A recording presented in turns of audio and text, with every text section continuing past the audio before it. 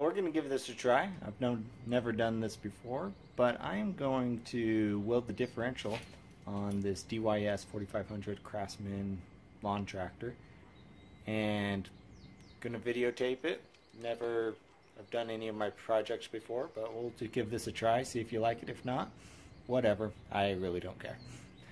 So I've put it up on jacks, and we'll get underneath it and kind of show you where the bolts are and start taking apart the transaxle. We're gonna undo those bolts right there, and then also the bolts right here. You can kind of see them coming out there on both sides.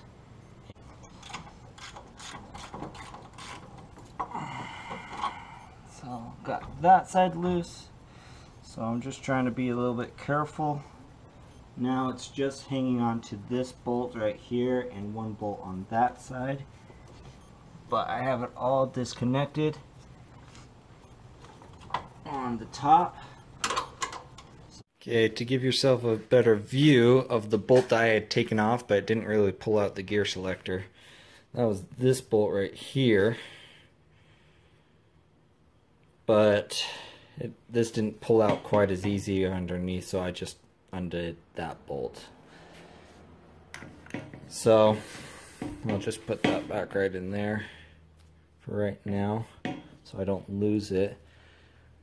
Then what I'll do is we'll undo this, pull it out of that, looks like, take off the retainer clip right there, pull this pulley up and off. I'm going to clean this off a little bit, make sure that it's all nice and clean before we really open it up.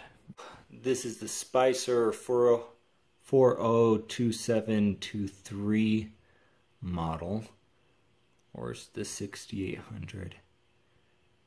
I don't know, I think it's a 40.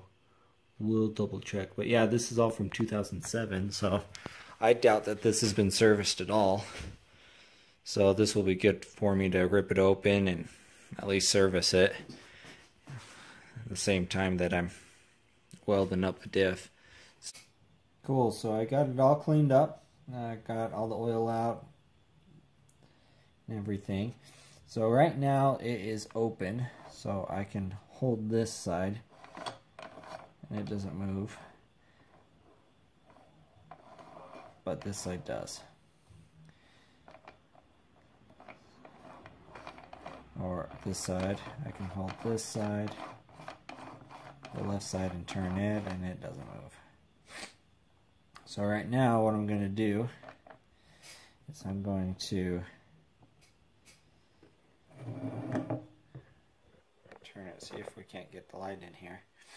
I'm going to weld just on this inside end here on this spindle, and then I am also actually take this out. So I've seen some guys go through and weld just on the inside right here where this clip is, and weld that on so that way it doesn't ever come undone. So I think I want to give that a try, just right on the inside there, and then basically on these spider gears weld these so that they are spaced, but weld just right here on this inside, right there. So just kind of heating up these gears just a little bit. Yeah, focus.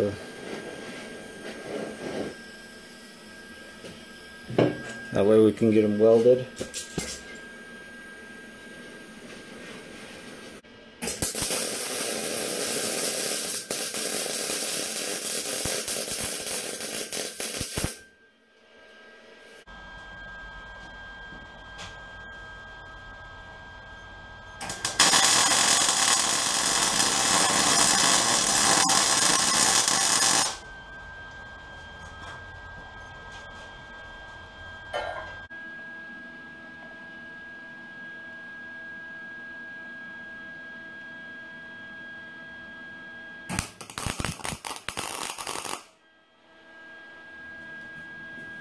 We got it all put back together.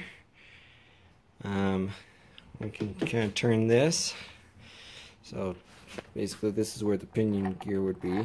This is reverse. If I could turn it the right way, you can see that this shaft is slowly moving, as well as this at the same time.